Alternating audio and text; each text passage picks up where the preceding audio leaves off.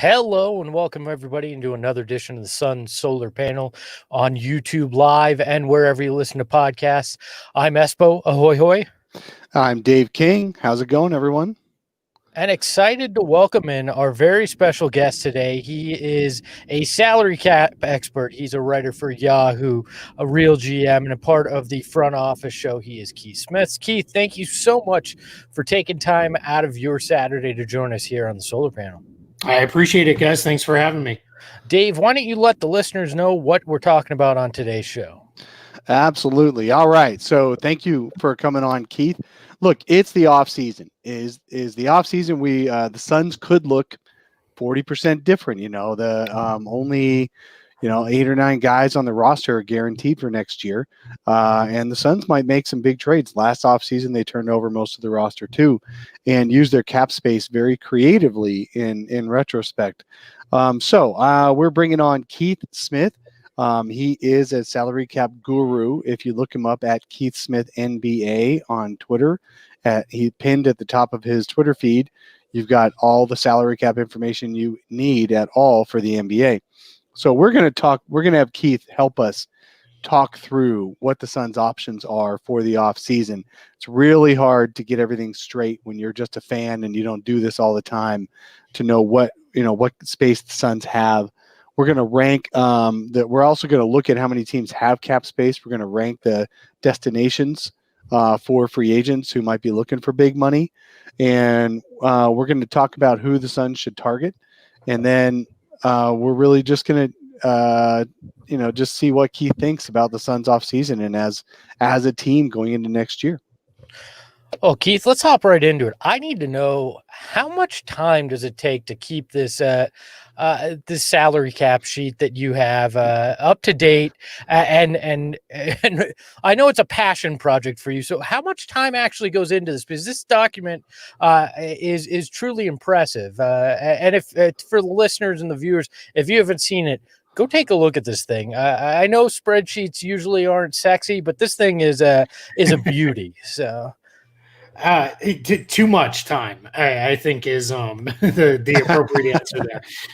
No, it takes a good amount of time to get it all set up.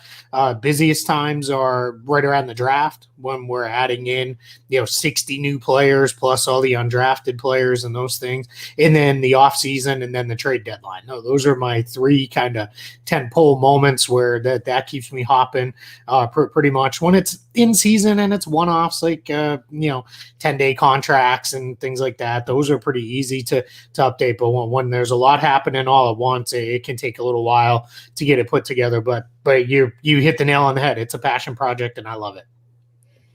Well, looking at it, can you kind of walk fans through that are listening or watching as we record this? How much cap space is it possible for the Suns to have? Because I know you have a range in the spreadsheet that kind of shows the high end and the low end and what you realistically think they'll likely have. Yeah, so with the Suns, they can get to about 22 million, a little bit over that in cap space. That's not an exactly realistic number because they're not going to let every single player go that they could and just have the guaranteed salaries on the book. They're not going to renounce their draft pick in the upcoming draft, so that's not going to happen.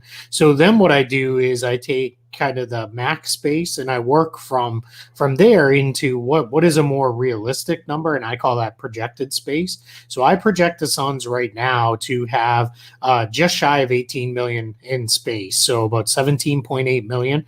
I've gone back and forth on that, as I know I'm sure they are in reality on what do you do with a guy like Cameron Payne?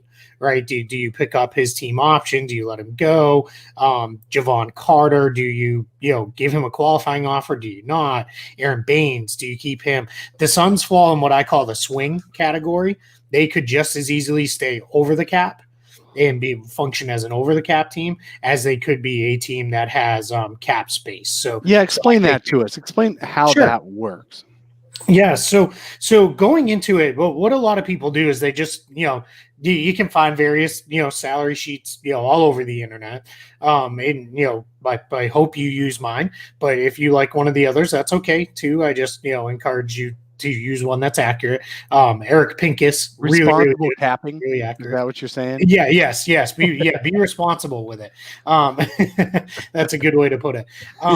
But what I encourage people not to do though is just add up the guaranteed salaries and then say, well, that's how much space we have, because that's not how it works. You have these things for your free agents called cap holds, which are designed so that, right, we all know the idea of the bird rights. I think most people get that you can go over the cap to re-sign your own free agent and those kind of things. But what they do is they put a cap hold on those players so that you can't then turn around and, spend a bunch of money, then re-sign the guy later. So the cap hold is a placeholder it used to be for the idea behind it is a reasonable estimation of what that player may make on his next salary. So that's not exactly super accurate because, like a guy like Aaron Baines may not make 10 million, but he has a $10 million cap hold for the Suns this coming offseason. So, but what is that? So a cap hold, yeah. So what does that mean going into the offseason? There's no, for Aaron Baines, let's use him as an example. Sure. Yeah. So he is not under contract for the 2020-2021 season.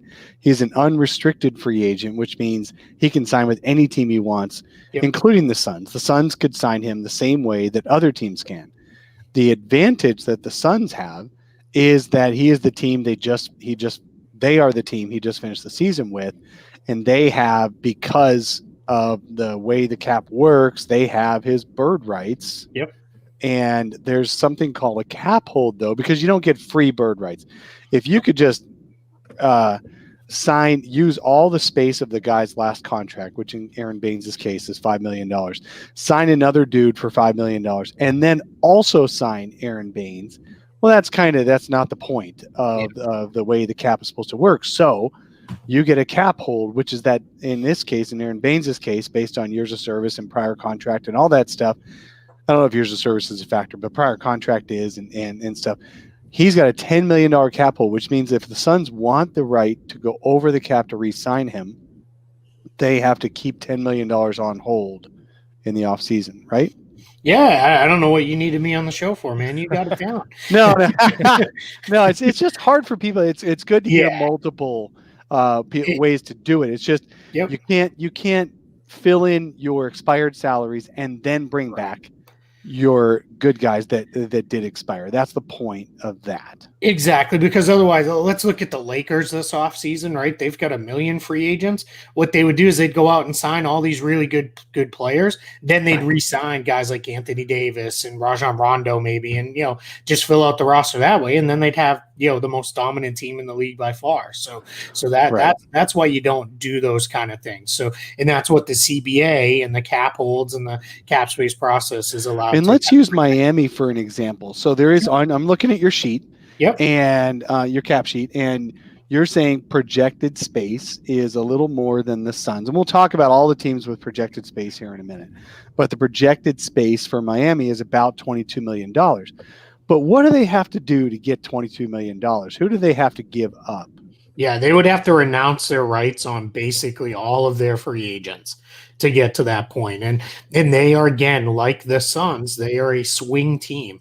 They could just as easily stay over the cap and re-sign guys like Goran Dragic, Jay Crowder. But what I'm kind of projecting there is the Suns the Heat go into the offseason and they look at it and say, all right, well, what I want to give an idea of is this is what they could do. And if there is somebody who pops free for $20 million who makes a ton of sense for them, they could very easily say, all right, we're gonna make that happen this offseason. We're gonna go do it. But what I don't think they're gonna do is I think they're gonna kind of keep their options open, see what's out there for them this summer. I'm gonna say this summer a bunch of times just because that's ingrained in me.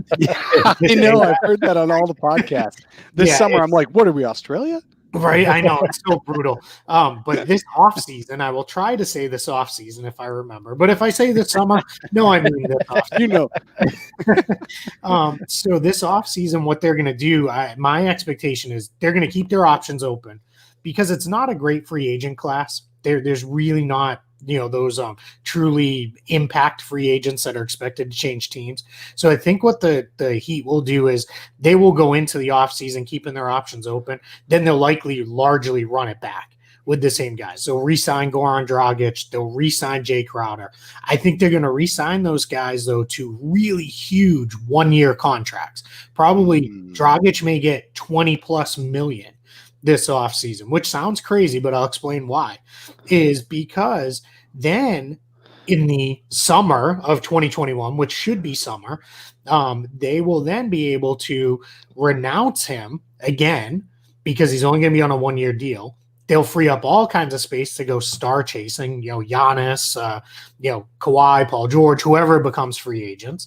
They'll be able to go chase those guys. And then what they can do is with whatever cap space they have left or their exceptions, they can re-sign Dragic. And how you look at it is this then becomes a pseudo 2, 3, 4-year deal where he got paid a huge amount for the 2021 season.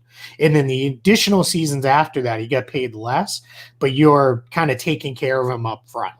You're giving him a whole bunch. I think kind of front. That's the way of now. Let's really. I'm sorry, Greg. Go ahead.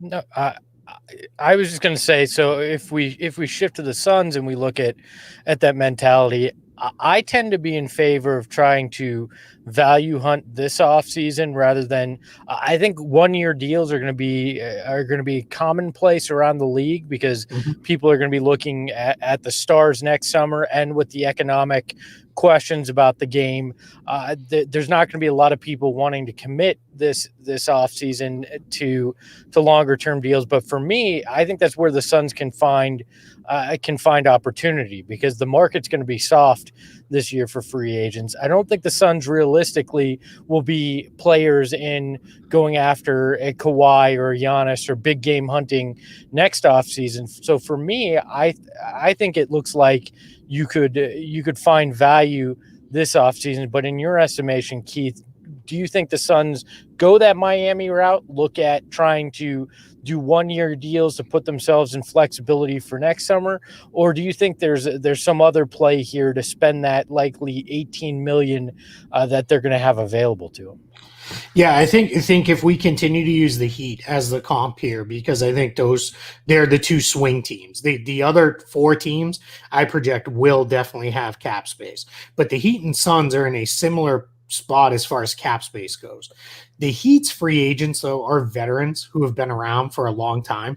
So a guy like Goran Dragic, a 1-year deal, that's probably the territory he's heading into anyway.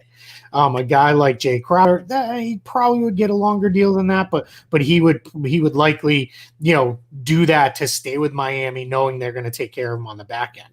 For the Suns, their own free agents are younger players, with the exception of Aaron Baines. Baines is the only guy who really kind of falls into that a 1-year deal might make sense for him camp. But a guy like Dario Saric, Javon Carter, I think those guys are guys who they've still got many years left in the NBA. So I think for them to take a 1-year deal doesn't necessarily make sense. And they're also not guys who are going to be ever approaching, $20 million a season. I think they're more in the line of if they could get a 4-year deal worth $40 million, of course, for Javon Carter, of course he takes that. He's been a minimum salary guy. But I think Dario Saric could take, something in that 460 range or something like that, where it's, averages out to about 15 million a year or something like that. And that's why I think it's similar that they're swing teams, but they're just in very different situations because of who their own free agents are. So I think that's what makes a difference. I think Baines can be, though, he's a guy you could look at saying, hey, we want to bring you back. But because, right, Baines is not going to get $10 million a season, right? I think we all know that. So I think on a long-term deal. Yeah, correct. So you could do that and say, hey, we're going to give them a little bit of an overpay this year, similar to what I said the Heat would do with Dragic. Or what you could do with Aaron Baines is you could say, you know, we're going to renounce you. We'll use up our space. Then we'll bring you back on a deal that's similar to the one you're on now, where you get, you know, $4 or $5 million a year, and we'll do that for a couple years. Maybe it's another 2-year deal with a player option or something like that, like what he was on previous. And I think that's, you know, where it depends. Now you run the risk with Baines. Does Baines look at it and say, I could do that, or I could go right to the Lakers and be, you know, in the mix to play a lot there for similar money, you know, and be on a title contender. I could. There's a lot of people I know for the team I cover closely, the Celtics, that are like, get that guy back here. You know, they would love to have him back. So I think it just kind of becomes it's a decision point for him at that point of, you know, where does he view the Suns in the terms of contention and getting to the playoffs versus what kind of money can he get elsewhere and those kind of things. Let's talk a little bit about strategery here. So as far as players are concerned, we're talking about probably a flat cap. Do you think the salary cap is going to go down because of the revenues, or do you think they're going to agree to just keep it flat? Yeah, if they use the formula that creates the salary cap, it'll bring the salary cap in around 82 million or so. Yeah. That's not going to happen. Right? The current salary cap is 109. 109. Yeah, just a little touch over. And that's a mess to lower it that much for everybody, for teams, for players. It's just a disaster. So what seems to be the prevailing thinking around the NBA, and it's where I'm at as well, and this is through many conversations with teams, with the league, with agents, what everybody's projecting is they make the cap flat. They keep the cap number where it was, so right around that 109 number. The luxury tax number, though, instead of being at this year's about 132 or so, they'll let that bump up to about the 139 it was projected at. Why? Because what that does is teams that weren't necessarily prepared to be luxury tax teams would be luxury tax teams at 132. They would be over. And what they're trying to do is not penalize those teams that you know, hey, they had good planning. Okay, because they had expected it correct to be at the 139. Yeah, because they were multi-year planning for the 139, the higher number on the luxury tax. Yeah, and you hit on it there perfectly with the multi-year planning, because that's how you build a team. You don't build a team today. You know, occasionally you do if you're like, hey, we're two pieces away from making a title run and our team's breaking up anyway. You go all in and you push all the chips to the center of the table and you do your thing. But for most teams, it's, you know, all right, here's what we're doing over the next 3, 4, 5 years. Here's how we're planning out our team. And so what the NBA is going to be conscious of is they don't want to penalize those teams for being in the tax when they weren't preparing for that. So that seems to be where we're headed, is 109 million flat cap with the tax seeing a slight bump up. Okay, so with the 109 million as an expected cap, you've got players who are becoming free agents. Over 200 players will be likely a free agent. Do you think? Okay, and sorry. So you've got the 109 cap this year. Flat cap.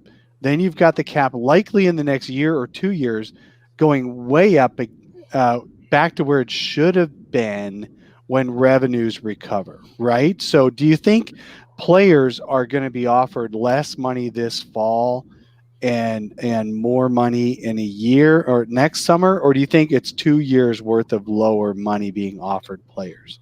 I think you're going to see by circumstance, there's only, as you mentioned, I only project 6 teams to have cap space this summer, and the Heat and the Suns are question marks, right? Maybe they don't even go that route.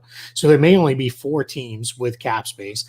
All 4 of those teams are bad, you know, bad to, you know, terrible. So they may not be major players for free agents.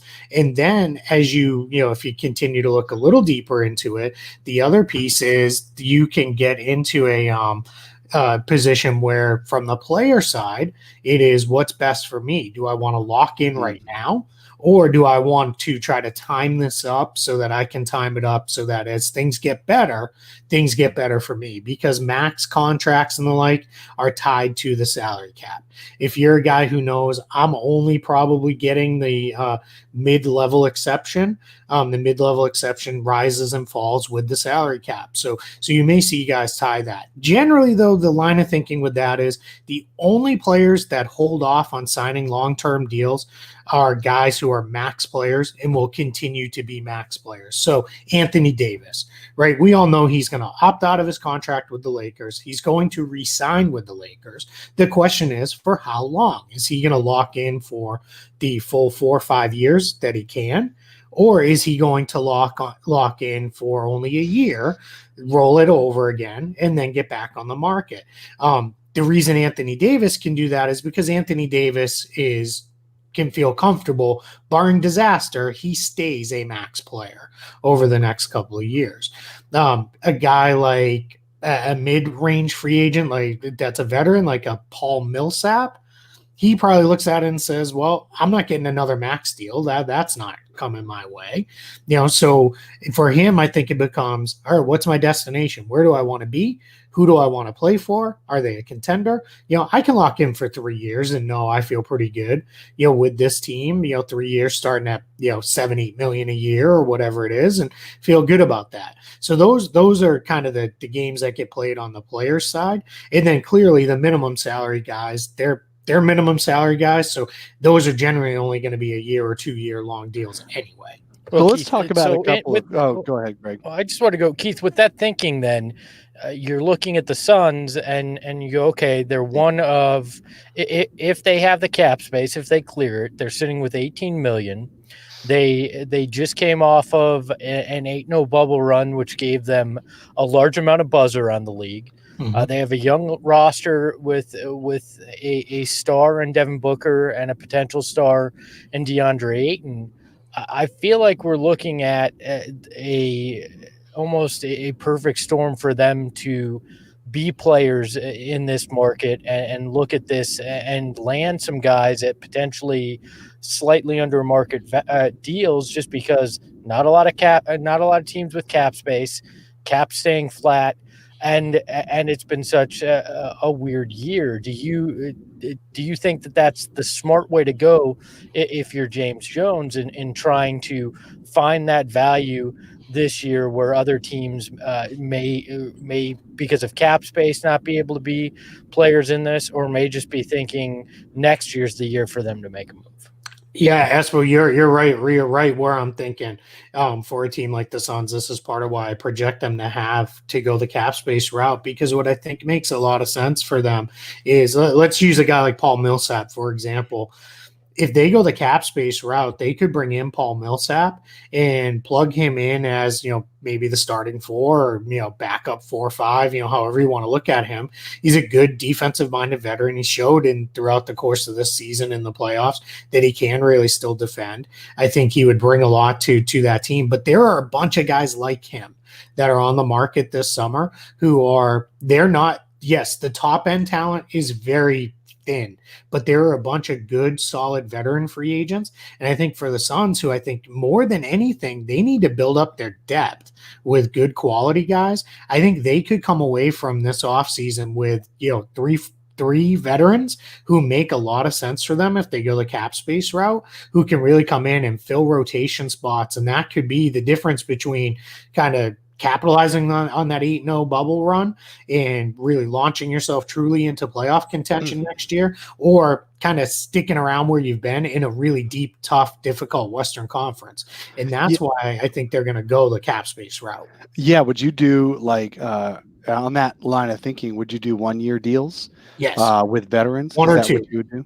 Yeah, what I think is probably most likely. So if I'm kind of beating a dead horse here with Paul Millsap, but if you use him as the example, I think what you look at with a guy like him is you do a 1 year deal where it becomes how do I put this? You do like a 1+1 with him, or maybe what we call 1-1, which is a 1 year deal with a team option after. That way, that would be the ideal. give him a bunch of money this year, team option it next year, and then that kind of gives you the position where you can say, all right, it didn't really work out, or what, we're getting the sense we can be in the mix for a better guy next year, younger guy, aligns with our timeline a little bit better, or whatever the case is, and you give yourself that flexibility.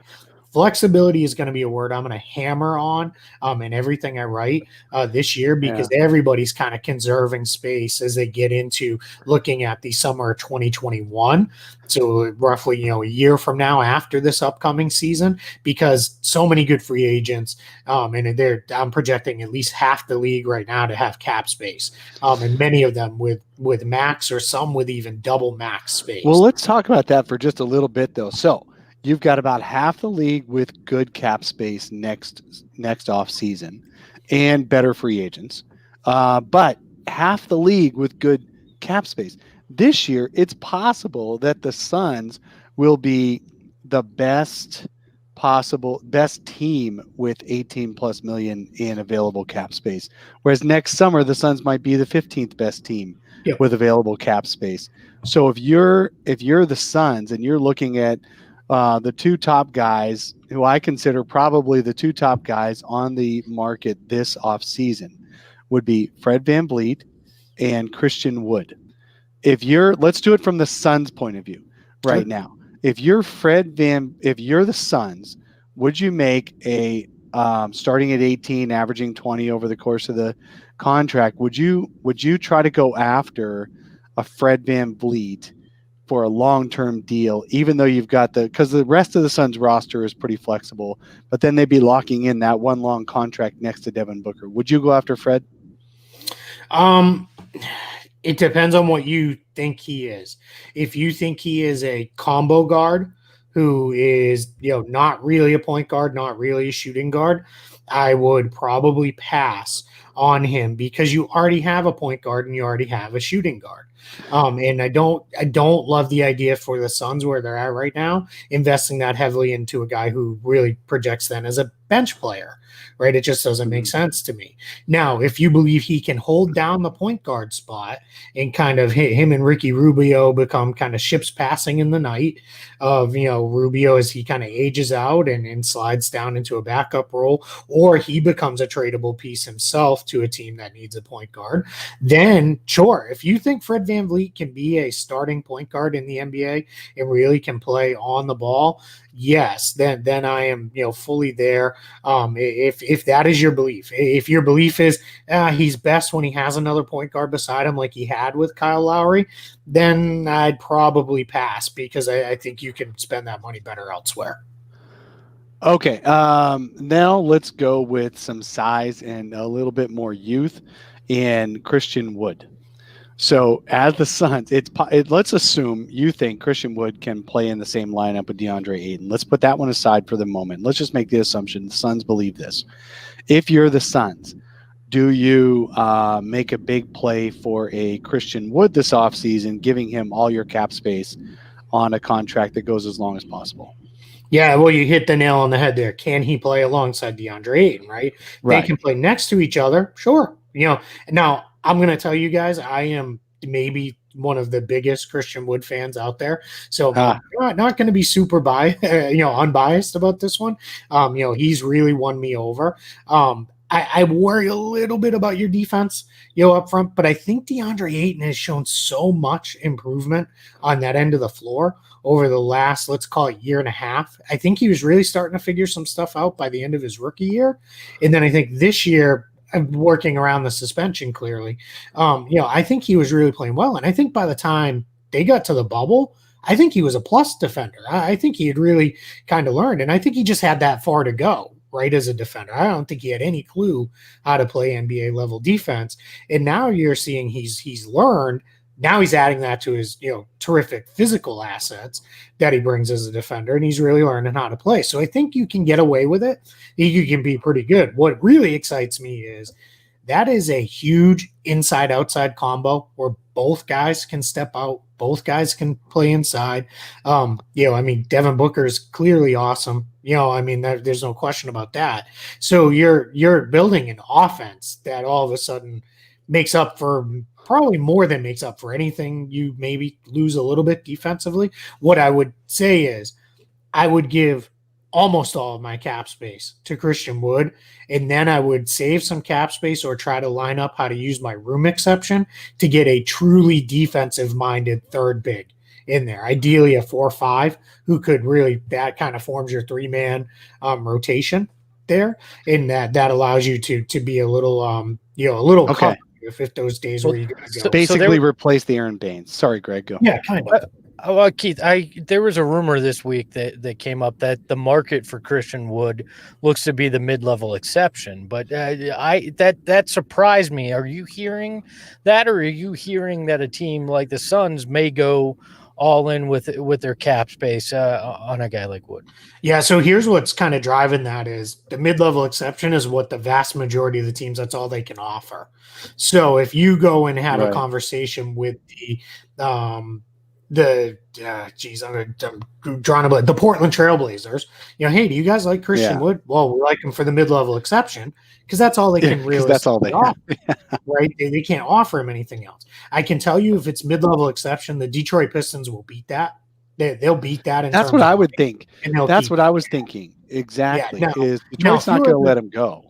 If you're the Suns, though, if you come in at, you give him $18 million, which is essentially all of your cap space, and you say we're going all in on that, I think that's right around the point where the Pistons have to say, oh boy, do we really want to match on this when we're still working around Blake Griffin's contract for the next couple of years? It's a lot of money to spend on a big and for a team that's bad and those kind of things. So I think that becomes the tricky spot. Right, that's where you're kind of trying to, I think, figure things out a little bit.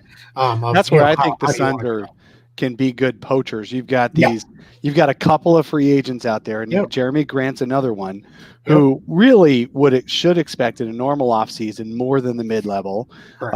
Fred and Christian Wood and Jeremy Grant and guys like that are expecting more than the mid-level, but no team has more than the mid-level. Correct. Or if they do, they suck. And the only two exceptions are Miami and Phoenix. And Phoenix, I mean, historically sucks. Let's not put too much lipstick on this pig.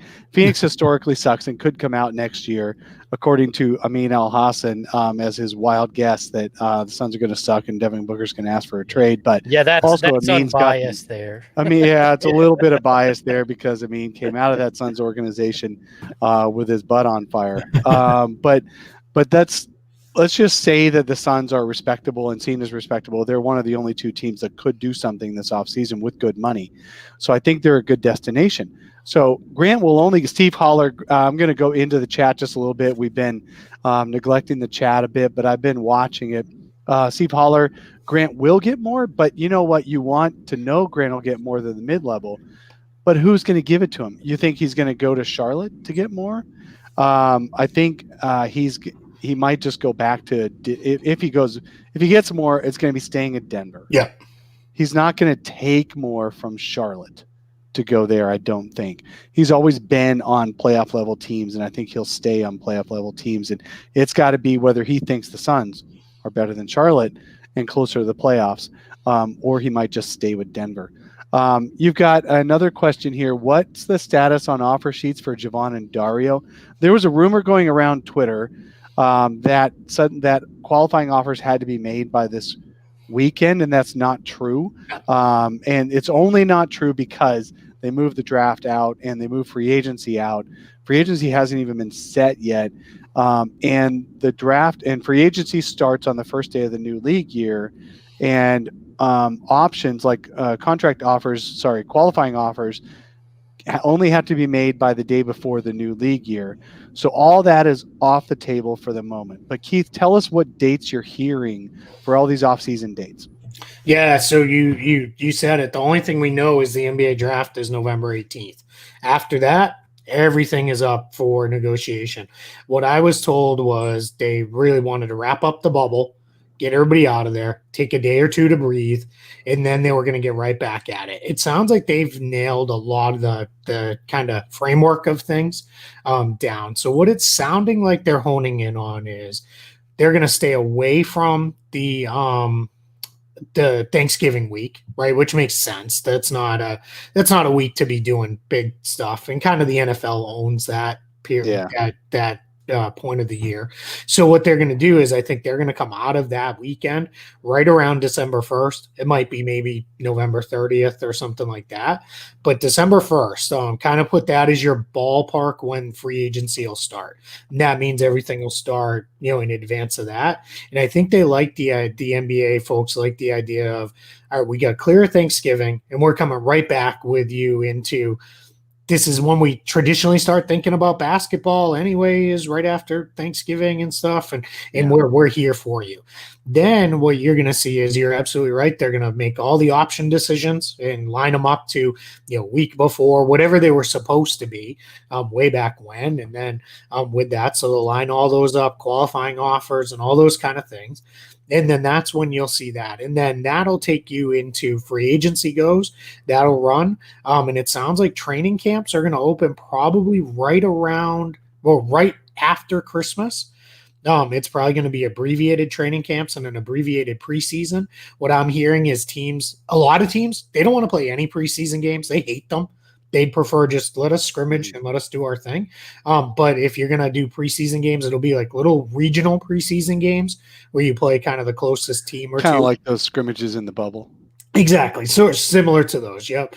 And then you'll do that. And then the season looks like there's kind of two options that seem to be on the table. And this is going to be what the NBA on their side is going to fight this out amongst the owners. And then the MBPA is going to fight it out amongst what they want. There's a group that wants to start right around MLK Day. And there's a strong belief that that would be a really symbolic and special day to start the next season, which personal opinion here, I think that would be really cool. I think that would be awesome. There's a group that are pushing, if we start it that day, start it with all 30 teams play. And, everybody plays that day. There's also a group that says, you know what, do the early, that 8 p.m. East Coast window game. Memphis versus Atlanta, two very special cities in Martin Luther King Jr. in his life there, and then go into the night game, Clippers, Lakers, something like that. Lakers celebrate their championship and off you go. Everybody else tips off the next night and we're off and running. The other group is really pushing and saying, let's push this. Let's wait till late February. Let's wait till March. Give the players a good, full, real off season, so that we're not kind of just taking a couple months of downtime and bringing everybody back. And then let's see, where we're at as far as being able to have fans in the seats. So that is the question that's out there. I think what you're going to see is they're going to want that TV money flowing in early. And from most conversations, sounds like that MLK start is probably what we're going to see.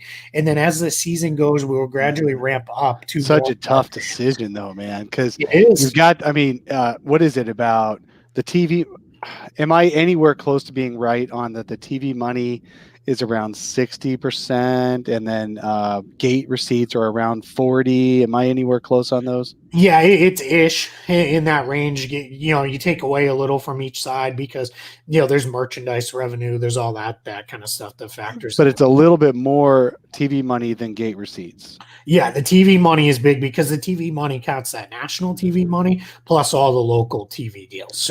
But then you need both of those to get the full salary cap. That's it. So that's the problem. That's the challenge. So that's what it seems to be, is we're going to see them kind of ramp. I think you will see them open the season initially. I think because Adam Silver is who he is, he wants as level a playing field as possible. And they've done everything they can with health and safety in mind. I think what you're going to see them do is say, no fans initially until everybody is at a point where everyone can have 20% of the building full or whatever it is, right? Because he's not going to want some stadiums with 20% and other stadiums with 0.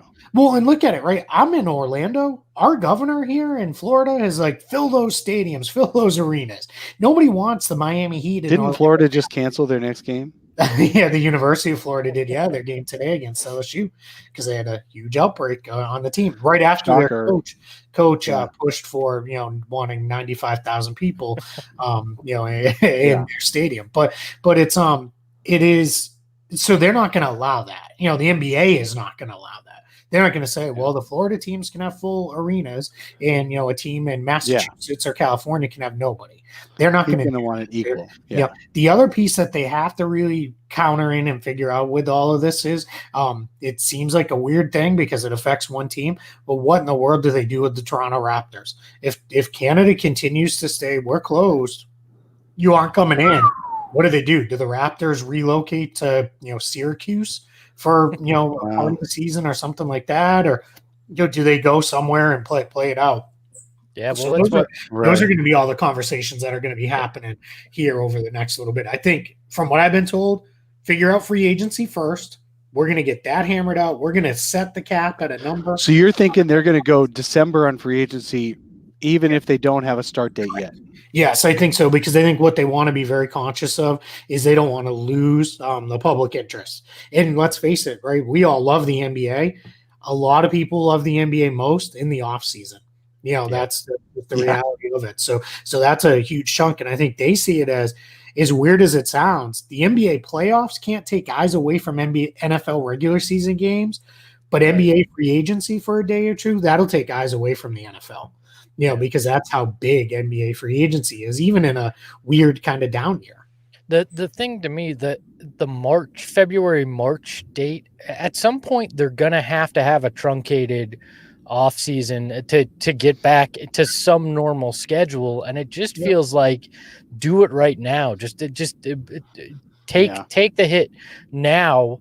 That December period from the 1st till when training camp opens with free agency will be one of the craziest in NBA history. The buzz will be unbelievable with that. Then you can ride that momentum into a mid-January start, and then maybe you can get back to some kind of normal schedule going into the next offseason. Obviously, it'll be pushed back a bit because you're starting a handful of months late. But if you start February or March, we're talking this whole mess again. You're gonna be playing into September again, and then you're gonna have to make the decision again.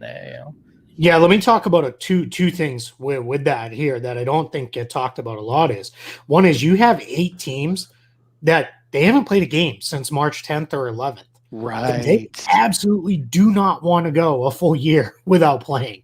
Right. So they are really pushing hard to say, you got to get us back. We cannot. This is crazy. We got to get back there. So that's the part one. Part two, which rarely gets talked about, is 22 of the 30 NBA teams share a regional sports network with the Major League Baseball team in the area. In a normal year, they overlap for about 2 weeks in April. There are a ton of day baseball games early in the baseball season. There's a ton of off days early in the baseball season. So that overlap very easily worked around. They figure that out. But if you're talking overlapping months, now you're talking overlapping April, May, part of June. Now that's 2.5, maybe even 3 months.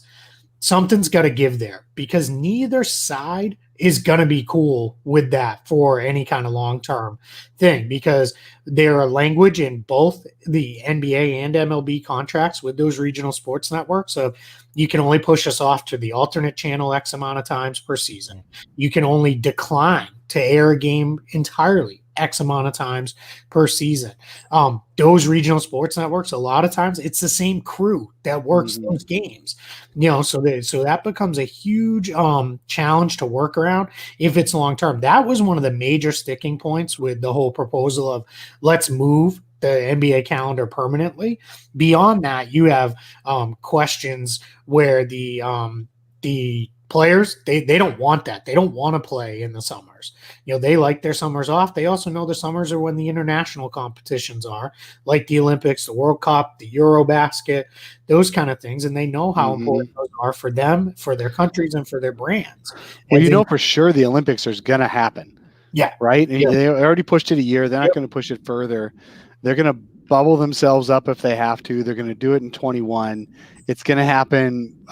Do we have a date on that? Probably July, August. And I think it's roughly shifted one full year. So, late July or whatever it was. Yeah. And the NBA has a lot of players who will want to play for their home country in those Olympics. And so they're going to want to wrap up that regular season at least not, in the playoffs and everything. I don't know if that's even possible. Is that possible with the January start? It would be really tight. They would have to put a lot of back-to-backs back in there, a lot of 3 and 4s, probably some 4 and 5s, and those kind of things, which I think that's probably coming to some extent anyway. What I'll say about the Olympics is most NBA owners, front offices, they would prefer that NBA players were out of the Olympics altogether. They don't want them. They prefer it. Yeah. Now, exactly. Now they're going to get heavy pushback. But more importantly than that, the NBA realized a couple of things. People just don't watch TV in the summer the way they usually do.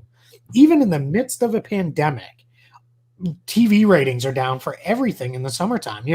It's the old, there's a reason NBC doesn't air new episodes of their, best shows July in the summer. Right. You're doing other stuff.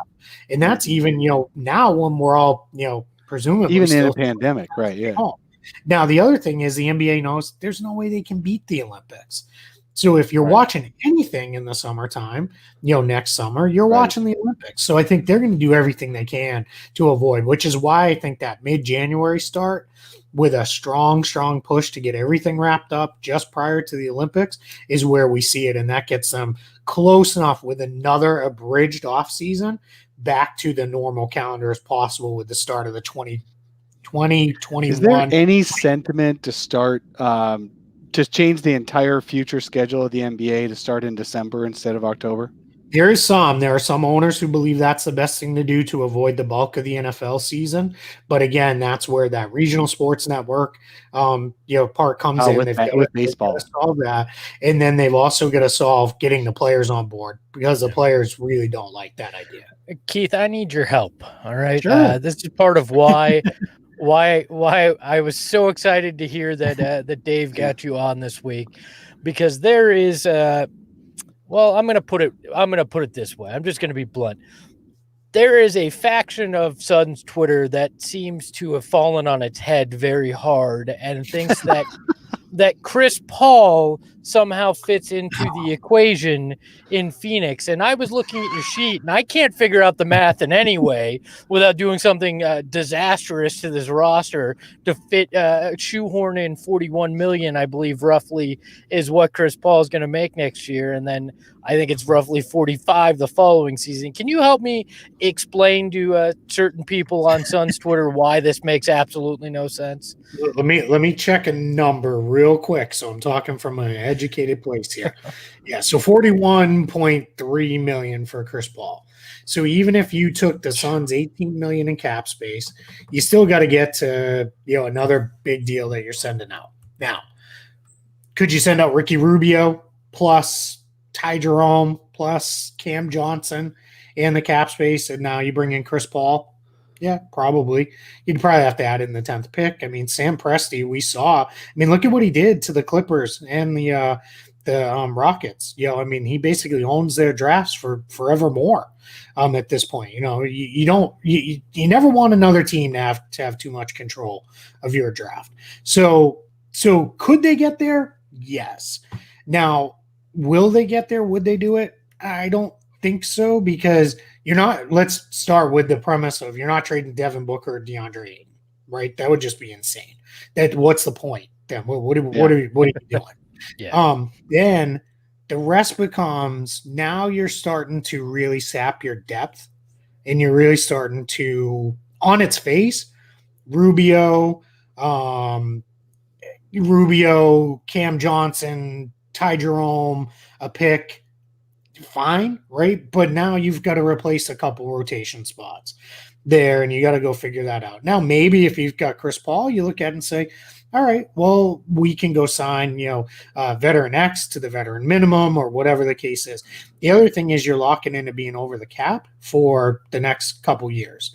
And I think that becomes, that's another challenge, because now you completely took yourself out of any flexibility you had to get in the running for a big time free agent in the off season of 2021, because you're out of it with Chris Paul. If they could make it work in a reasonable manner, I would be all for it. I think he would be phenomenal next to Devin Booker. I think him running the show, I think you'd see DeAndre Ayton's game open up even more. I just don't know that reasonable trade package makes sense for both sides. Yeah. I don't the Suns should offer what it would take to get him, and I don't think the Thunder would take anything less. So in our chat, we're getting a bunch of comments about Oladipo. Would you trade Ricky Rubio for Oladipo for the Suns? That would basically put Devin Booker at more point guard than not, because Oladipo is really more of a lesser. I mean, he's kind of a lesser Devin Booker as far as combo guard and can't handle the ball all the time. If assuming health, let's assume health for Oladipo. I think he's got 1 year left and on his contract. Would you do that and pop Rubio for Oladipo and throw in other? The Suns have to send over a couple of other young players too, I think.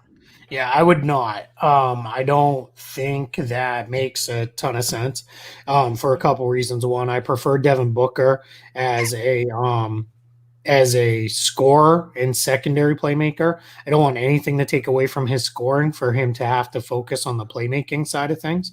I worry that would be what would happen there. I also worry, what if Oladipo comes in, plays the 1 year and leaves? Now you lost him for absolutely nothing. And that's where, I worry a little bit. I also worry, I don't know that Victor Oladipo, is he going to get back to what he was? At one point, I see someone said he did play point guard at a time early in his career. So I live in Orlando. I've covered every game he played with the Orlando Magic. That was a you would disaster. know. And it was a disaster by design. The Magic were going nowhere, and it was, let's get him this experience. It kind of similar to what the Suns did, right? When they said, hey, we're going to put the ball in Devin Booker's hands a ton. It's probably going to be pretty messy. A lot, but he's going to learn, he's going to grow. We're going to figure this thing out. I think they envisioned it almost as maybe he can become Harden-esque with his playmaking and scoring ability. And now it's paid off in spades, right? I think we especially saw it really come to light in the bubble. I think his playmaking was better than I've ever seen it over a stretch of games. Definitely Booker. Yeah. Booker actually was one of the league leaders in assist making passes. Yep. And his and the fewest total passes per assist kind of thing. So Booker's definitely a high value passer, but he's not the he's great as a secondary ball handler. I'm not a big fan of him being the primary, and I'm not a big fan of Victor being a primary either. But look, I think the way if you were to go get Oladipo, the only way it would make sense is to do it in a swap for Kelly Oubre, with the expectation that you say to Victor Oladipo, you're going to be the sixth man. You're going to be high volume scorer off that bench. And then you're trading a 1 year deal for a 1 year deal. So you remove any of that potential. You're left holding the bag because you've traded assets that you would have had for longer, because I still am of the belief Kelly Oubre's number becomes too big for this team in 2021 in the offseason, and you're going to likely have to move on to him. That's the only way Oladipo makes any sense to me from a Suns standpoint. And one final comment: if you get rid of Rubio for Oladipo and your playmakers are Booker and Oladipo, Tyler's made a comment. They get better at scoring, but and then somebody else said, but worse at passing. You don't get better at scoring if your playmaking suffers. You just have more isolation scoring, and you just don't get better if your passing suffers. I'm not a big fan. If I came with one other thing too, not that Ricky Rubio is an all defense level defender, but he's more than passable as a point guard defender who defends point guards. Oladipo doesn't do that anymore. He that's not who he has been. We certainly don't want Booker doing that, because now you're talking, look at the load you're putting on him. Go defend and chase point guards around, plus do all the playmaking, plus carry the scoring load. And the guy I worry about, if you put two usage heavy backcourt players who need the ball a lot, what happens to DeAndre Ayton? I don't want possessions where he's just kind of standing around waiting for nothing. That's not, and I know people will say put him in there as a screener and those kind of things. Well, you're going to do that anyway, but you don't ever want to, the worst thing you can do to a young big is screen, and never see the ball. It's then all of a sudden the screens don't become as good. The defense isn't as engaged and those kind of things. And that starts to become a worry. So I don't know that the Oladipo trade is one that makes sense. And I can tell you, Espo, I know you said it. I think for the Suns, he would make sense as a 6-man. He would not go for that. Not in last year. Go ahead, Espo. Go ahead. He's going to want to, play his role and show I can start and I deserve another 20+ million contract. All right, one last question for you, Keith, and then we'll let you get on with your Saturday because you've been more than generous with your time. But I am intrigued by the Brandon Ingram situation in New Orleans. Do you foresee any way that he winds up leaving the Pelicans in some kind of sign and trade or something like that? And do you see the Suns as a potential fit if that is something you're hearing may happen? The fit side, he'd be an awesome fit in Phoenix as a 3-4. Can play even a little bit at the 2. I think he'd be fantastic. New Orleans is not letting him go. They're building that whole thing around him and Zion. I expect, as do 99% of the people around the league, that'll be one of the first deals we'll hear has been agreed to. Is a full, it'll either be a 4-year 4-year with a player option or a full 5-year deal for Brandon Ingram from the New Orleans Pelicans. They're not going to mess around with, go out there and get an offer sheet and then we're going to match it because, they know the Hawks will throw one at him. The Knicks would probably throw one at him and those kind of things. So they're not going to mess around with that. They're not going to be even stupid enough to do that. Sign and trade. The only way that would come would be if it got real silly and a team was like, we'll give you 3 first-round picks or something like that. Well, then David Griffin's probably going to say, let's go with that. But I don't think so. I think, unfortunately, he's probably the second best free agent on the market behind Anthony Davis. And I don't think there's any belief either one of them's going anywhere. Well, Keith, thank you so much for your time. He is Keith Smith. You can find him on Twitter at Keith Smith NBA. You can find his cap sheet there as well. I highly recommend the follow and checking out the sheet. Keith, enjoy the rest of your Saturday, and thanks so much for spending some time here with us on the solar panel. I appreciate it, guys. I'll stay longer if you need. All you're keeping me from doing is yard work, so I can keep putting it off. I should probably get out there. But thank you guys so much. Ooh. I appreciate it. Best of luck with the yard work. He is Keith Smith. A pleasure to have him as part of the show today. Glad to have him with us. And just invaluable insight into what the cap's going to look like and what this offseason might look like. Dave, I'm intrigued still to see what in the world the Suns are going to do this offseason. I don't know. I mean, I expressed this last episode. I'm more hesitant on Christian Wood than Keith was. Keith seems to think he's Amari with a 3. I worry he's Hakeem Warwick with a 3, which is scary in and of itself just to think of that. But that's the name that everybody keeps gravitating back towards, except for the weird Chris Paul thing, which we debunked already. But so I feel like that's the name we're going to keep looking at until we get to that December 1st date, if that's when free agency starts. Yeah, so it sounds like we're going to have December 1st no matter what. So I'm looking forward to that. But it's going to be kind of a quiet off season. There is going to be trades. There are teams that will turn over their rosters a lot. You're going to get that kind of thing, but there won't be a lot of big free agent signings because there isn't any money. Question we got early in the chat, and I'm sorry I forget who asked it, but who's going to be this year's Timofey Mozgov? There isn't any because that'll be next off season when half the league has 20 million or more in space, assuming that the salary cap stays the same or goes up slightly. So I don't think that anyone's going to be the Timofey Mozgov unless it's a restricted free agent re-signing. Like, for example, if Jeremy Grant gets the Nuggets to offer him 15 a year and then he turns out he's still just a 9 points, 2 rebound a game guy in the future. I mean, is that your Timofey Mozgov? I don't know, but definitely I don't think any new teams are going to be offering big money to bad players. The only really good players who are going to get more than the mid-level this offseason are going to be Christian Wood and Fred VanVleet and Jeremy Grant types.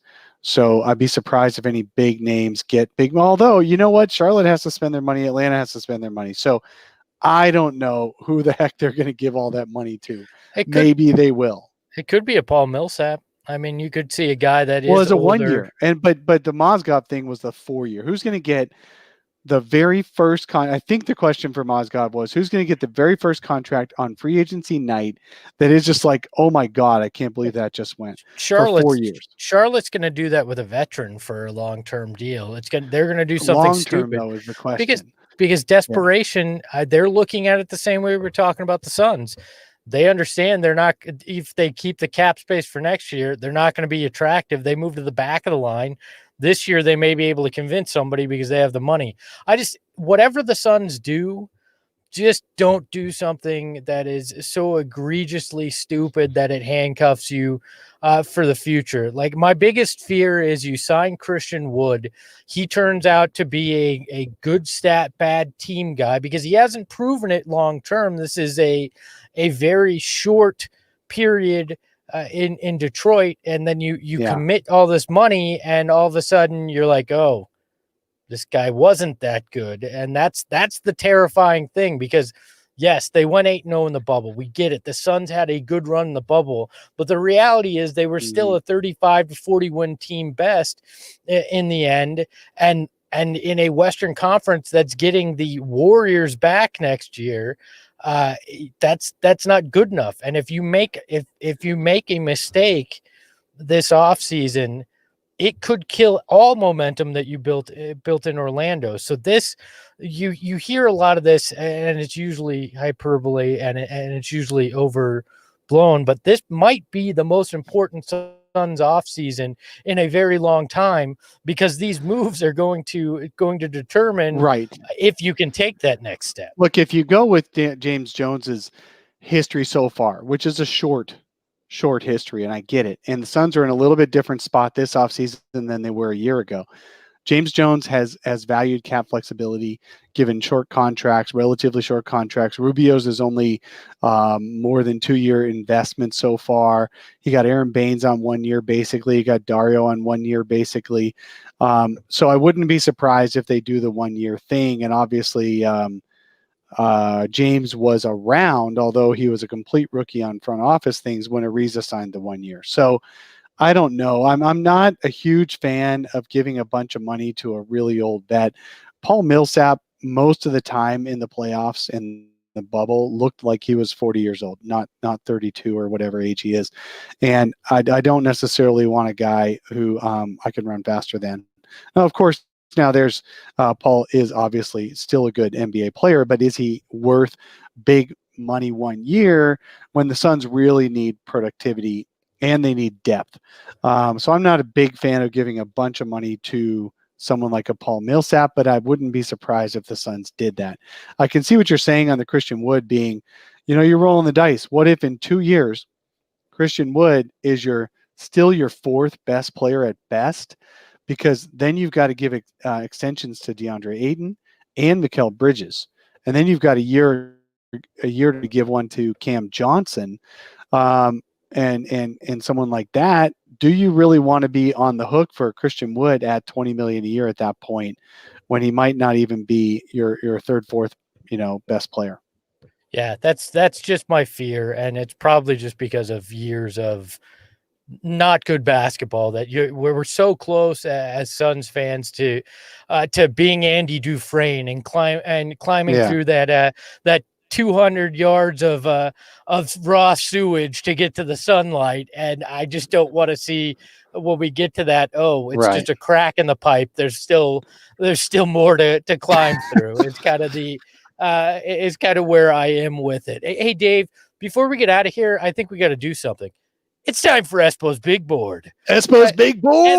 We need some kind of like awful theme song. The theme this week of Espo's Big Board is the top 5 pop culture references involving the Phoenix Suns. All right. It's random, but that's what this whole thing is. So top 5 pop culture references. All right. Number 5, You remember this guy, Jonah Hill, wearing the old school Suns jersey. And then I lost a bet and I had to dress like that on one of the episodes. And Did you I'm not show bringing that? I'm not You're bringing not that bringing photo that? up. No, but somebody can look it up if they want. If you'd have And given then me a heads up, I'd have found it. and then the Flaming Ballers had fun with it and photoshopped Jonah's tattoos on me. So if you go find that, you'll have fun with it. But that's number 5. Jonah Hill wearing a throwback Suns jersey. You're gonna get the theme. There aren't a lot of the Suns haven't been overly popular in pop culture over the years. Next Hey, one. you know what's kind of exciting? Sorry, before you go on, what's kind of exciting is Kelly Oubre posted a picture on Instagram, and he's wearing some shorts that have a sunburst almost as big as that Jonah Hill sunburst on that throwback jersey. Those would be hot shorts, and if that's really a sign to come, that's awesome. It might not be a sign to come, but I would love to see a huge oversized sunburst jersey version. Breaking news: Dave staring at Kelly Oubre's shorts. Number 4 on the Espo's big board. His thighs are awesome. We go back to the early 90s and the Rock and Jock MTV Wow. days. Jon Stewart, that Jon Stewart from The Daily Show, was the color commentator, the play-by-play guy, the one and only Steve Albert, who was a former Suns play-by-play man on TV. And if you look closely, those are the Suns dancers from the early 90s behind Jon Stewart there. Tell? One of which actually Phil Mickelson's future wife. So some fun there. We're going to go to, I believe it's the blonde in the back, right behind Jon Stewart's head there. Oh, nice. Don't hold me to it, but fun fact. So then we move to number 3, and is your game MVP like Steve Nash? Nelly Furtado dropping the Steve Nash reference in a song. And then, if you're going to go the Steve Nash reference in music, then you got to move to shots that I took wet like I'm Book. It's Drake, the big Devin Booker fan, as a pop culture reference, and the final on Espo's big board, pop culture appearances by the Phoenix Suns over the years. It's Forget Paris, when the Phoenix Suns actually showed up. We're talking Paul Westphal, Dan Marley here, Charles Barkley, and then Billy Crystal playing an NBA ref. If you haven't seen that movie, probably don't waste the $2.99 it would cost to rent it just for the 30-second Suns input. Yeah, there. But Barkley and Billy Crystal going back and forth, and the great Paul Westphal in there. Those are my top 5 pop culture moments that I still that remember. One of my favorite Suns. Barkley stories is he when he was at the height of his game, and one of the refs is the old guy. He raced later in his career after he had retired. Who was the shoot? I forget the guy's name now all of a sudden. But anyway, Barkley in real life had gone up to that ref to try to argue a call, or it looked like he was arguing a call to get himself tossed because he was having a bad game or something was going on. But he was literally yelling, "How was your summer? How are you doing? And how's the wife?" But he wanted everyone to think he was yelling, and he wanted the ref to throw him out. And it was just great because he was real good friends with that guy. So flaming ballers weighing in here. Coach Fallen Founder says, surprised we didn't get the Suns in Space Jam reference. That's because Space Jam is flaming hot trash, and that is my controversial take of the day. That movie sucks, and it would never make it on any Espo big board unless it was the top 5 movies the Suns were in that suck, and it would be that and the movie Eddie that would make the list. So enjoy that impromptu Espo big board. Dave, before we get out of here, any last things you want to discuss? Any continuing thoughts off of what Keith said before we let everybody go? I thought it was great having Keith on and giving us a lot of the league-wide insights and what he's hearing. He's got connections all over the league. He's spent a lot of time in this business, and so it was nice hearing from him the kind of thought process of what's going into the offseason. But my big takeaways are your veterans are going to take 1-year deals so they can get slightly more money for a year and then see what happens next year offseason. Another takeaway is that the Suns are about the only team who might be willing to spend this offseason. We just don't know if the Suns will, and we don't know if the players will want to come here. But I think I have a strong feeling that if the Suns want a Christian Wood or a Fred VanVleet or a Jeremy Grant, the Suns can have them. because I don't think Miami's going to play the market. Yeah, I think you're 100% right. I think Miami's running it back as much as they can after what they saw, and maybe add some pieces on the fringes. My biggest thing is, and listening to Keith, this kept coming to mind. If this offseason comes down to how much do you truly trust James Jones? Do you trust his vision for the long term? Do you believe he's shrewd enough to find the value? Because the value will be there this offseason. And if you believe in him, this is an exciting offseason. If you still have questions, it may be a terrifying offseason in the fact that these moves likely will have ramifications.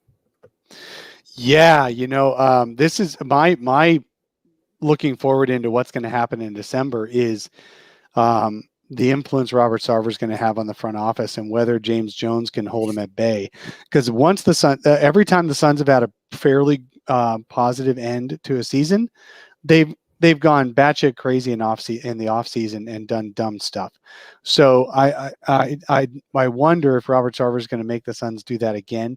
If you're James Jones, you're going to keep bringing in the playoff veterans and go for the short deals and grow the core. If you're trying to jump into a 50-win range and you want to do it in a stupid way, you spend big money on veterans, that bigger money than you should, on veterans who aren't going to be here for the long term. If a smart offseason, in my mind, would be if you really believe in Jeremy Grant or Christian Wood, give them the money. If you really believe in it, Fred VanVleet, give them the money if you really believe in it. But if you don't throw these guys, don't sign these guys if you don't arrange the rest of your roster around them properly and then screw up the whole off season. That would be a disaster. I think we can say goodbye to Dario, and I think we can say goodbye to Aaron Baines unless the market is really dry and they come back after the Suns have done their free agency and then they come back on minimum deals. That kind of thing could happen. But I just don't make us all scratch our heads and say, what? Now, last summer, we kind of did with the Rubio signing. Some people did. I liked it initially. I really did because the Suns needed passing and playmaking, and they got it with Rubio. I realize Rubio is a ceiling setter, but I think the Suns need that ceiling setter for one more year at least before they go off and try to screw with everything. Without Rubio, they don't make the jumps that they made last year. So I don't, that one never was a head scratcher to me. What I think we're going to see is a trade we don't expect. That's my big prediction is this team makes a trade for somebody that we went, Hey, someone mentioned earlier, should the Suns trade 10 for Luke Kennard? I didn't ask Keith that because I wasn't 100% sure how big he is on the trade market. He's more on the free agents and stuff like that. And league wide, I'm not sure. He might have given us good insight on Luke Kennard. I would definitely trade the 10 for Luke Kennard if he's healthy. But you don't know if he's healthy because he had the tendonitis that kept him out of most of the season last year. So that would be a real risky trade for me. He certainly has had plenty of rest. I mean, so Detroit hasn't been doing anything since rest March. Didn't help Frank Kaminsky coming off injury, so I wouldn't count on that working for Luke Kennard. Yeah, so I think the unfortunate part is, based on what Keith told us, we've got a very long time to continue to speculate what the heck's going to happen because December 1st is still a long time away. So we're going to have to get creative. But we got the draft coming and stuff. So we're going to try to get a draft guy on in the next couple of weeks. We'll get somebody who really is heavy in the draft as we get closer to that, giving us their predictions on what the Suns are going to do there. My expectation is the Suns will come out with at least one draft pick. I just don't know what pick, and it'll be after a trade that brings in a veteran. And I'm only basing that on because of last year. Suns came out of draft day with 2 new veterans plus 2 new draft picks. Well, and our eternal search for Tim's replacement will continue next week. We'll bring in another guest host. Keith didn't count this week. This was just an interview. We wanted to make sure we got out there because there were a lot of questions in terms of the cap, but we will continue are wandering through the podcast desert to try to find Tim's replacement. Eventually we will. Maybe we won't. Maybe it'll just be Dave and I ranting for an hour and 15 You guys don't minutes want every that. weekend. No, Yeah. we don't. So, we got a question, or somebody wants to see the shirt. So I'm going to move the mic here. It is a homage shirt that's Jason Kidd and Penny Hardaway, NBA Jam, for those of you wondering. So, hey, Vincent mentioned bringing Amin. We've had Amin on here a few times, and he's actually really good when he's not trying to drop the mic on things, which is he's 99% of the time. Extremely insightful when he's not trying to stir everything up and use the Suns as its scapegoat. Dave, you are my favorite peacekeeper. You are just somebody that loves to just make sure everybody tries to get along. You are sorry. It goes with your growing up in the 60s and being a hippie, so it works out. Blaze Megatron says bring back Saul Bookman. He's been in the chat. We'll see what we can do. People loving the shirt. Yeah, I'm not getting paid for this, but you can go to homage HOMAGE.com.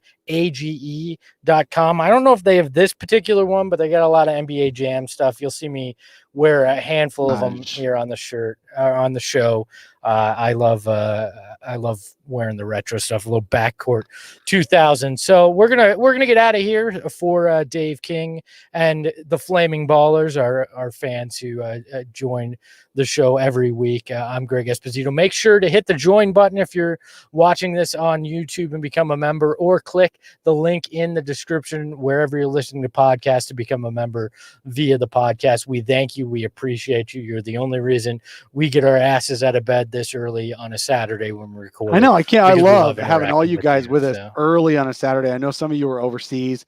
I just absolutely love that we have overseas fans, and definitely having 60 people at a time this morning on the listen was great. We Keith, I hope Keith had a good experience, because we certainly had a great one with him. You can find him at Dave King NBA. I am on Twitter at Espo, and until next time, ahoy hoy.